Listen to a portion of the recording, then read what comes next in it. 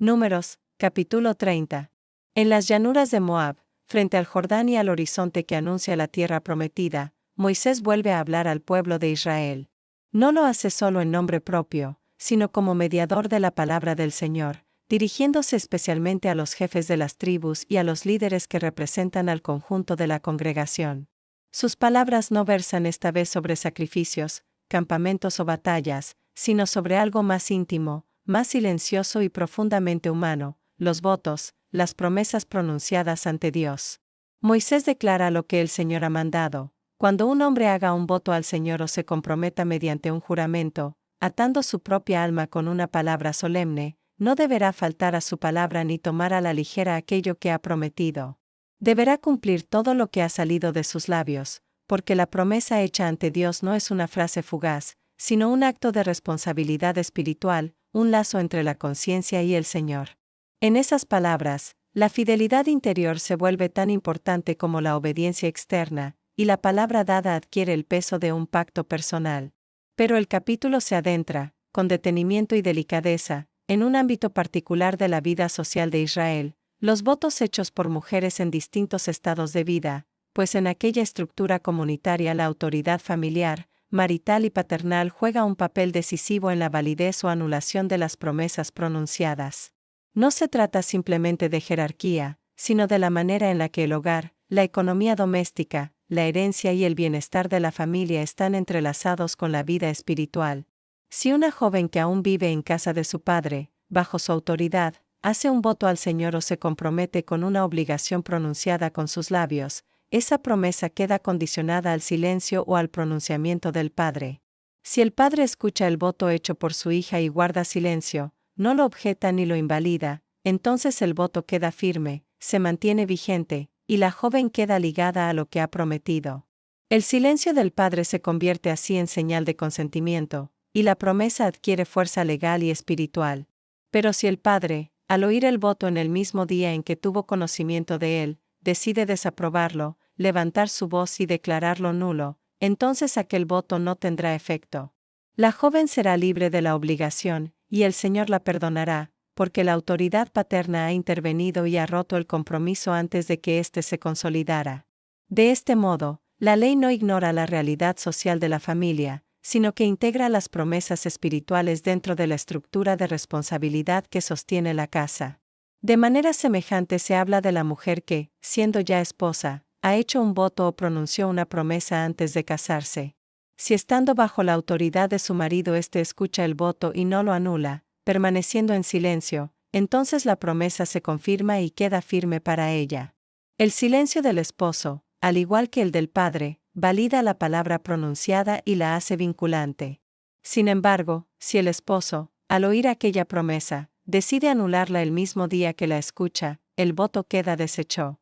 Aquello que la mujer prometió, con sinceridad o fervor, es dejado sin efecto por decisión de su marido, y el Señor la perdona, porque no actuó contra la voluntad del hogar ni quebró la estructura de autoridad bajo la que vive. El texto contempla también otro escenario, el de la mujer viuda o divorciada. En su caso, los votos que haya hecho o las promesas que haya pronunciado sobre sí misma permanecerán firmes. Ya no hay figura de autoridad doméstica que pueda anularlas, y por ello sus palabras se sostienen exclusivamente sobre su propia responsabilidad. Aquí la ley revela que la autoridad espiritual de la palabra pronunciada depende del contexto vital, y que la libertad y la carga del voto recaen directamente sobre ella cuando ya no está sujeta a la tutela marital o paterna. Se aborda después la situación de una mujer casada que realiza un voto o se impone una obligación mediante palabras solemnes. Si su esposo, escuchando su promesa, guarda silencio y no la anula, entonces todos sus votos quedan firmes.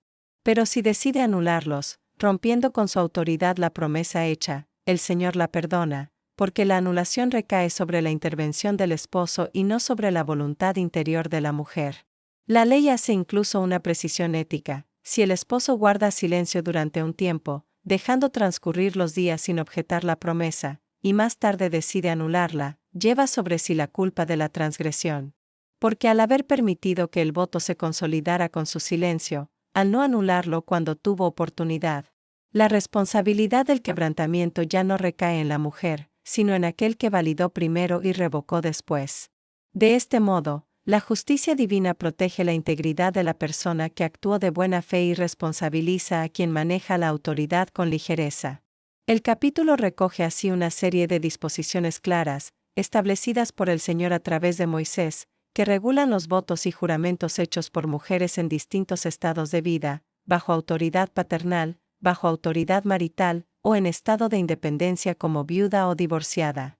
Estas normas no son frías sentencias legales, son reflejo de la forma en que el pueblo entiende las relaciones familiares, la responsabilidad espiritual y la interacción entre lo interno y lo comunitario. La palabra empeñada ante Dios aparece como algo sagrado, algo que no se rompe sin consecuencia. Tanto para hombres como para mujeres, aunque en marcos diferentes, la promesa no es un gesto emocional pasajero, sino un compromiso que enraiza en la vida cotidiana. El texto enseña que la devoción no puede separarse de la estructura social, ni la espiritualidad desligarse del orden del hogar. En estas normas se percibe también una tensión entre libertad interior y pertenencia comunitaria. La mujer puede prometer, consagrarse, dedicar parte de su vida o bienes mediante un voto, pero su promesa no es un acto aislado del entorno familiar. La Biblia muestra aquí un mundo donde el hogar es unidad indivisible, y donde toda decisión afecta no solo al individuo, sino al conjunto de la familia. El capítulo concluye declarando que estas son las ordenanzas que el Señor mandó a Moisés, relacionadas con los votos hechos por hombres y mujeres dentro de los distintos estados de la vida familiar. Todo queda enmarcado bajo la autoridad divina que sostiene la ley, la convivencia y la conciencia del pueblo. Reflexión. Números 30 nos introduce en una dimensión distinta de la relación con Dios, no la del sacrificio ritual ni la de la batalla o el viaje, sino la del compromiso interior. Aquí la promesa no surge del altar, sino de los labios, y sin embargo es considerada tan sagrada como una ofrenda. El texto nos invita a valorar el peso de la palabra.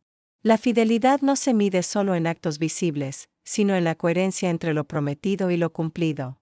La ley subraya que no se debe hablar a la ligera, porque la libertad de pronunciar una promesa implica también la responsabilidad de sostenerla.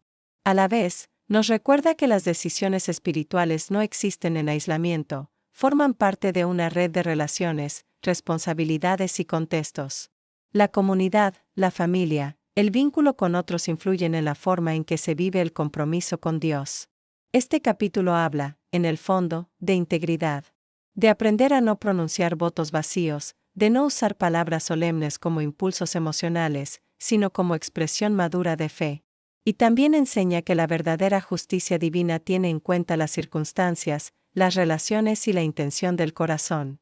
Es un llamado a cuidar lo que decimos, a honrar lo que prometemos y a comprender que la palabra humana, cuando se dirige a Dios, nunca es un mero sonido, es un acto espiritual profundo, que compromete la conciencia y revela la verdad interior de quien la pronuncia.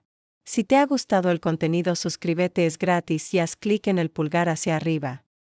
Comparte este video con tus amistades y contactos, me ayudas a crecer. Muchas gracias.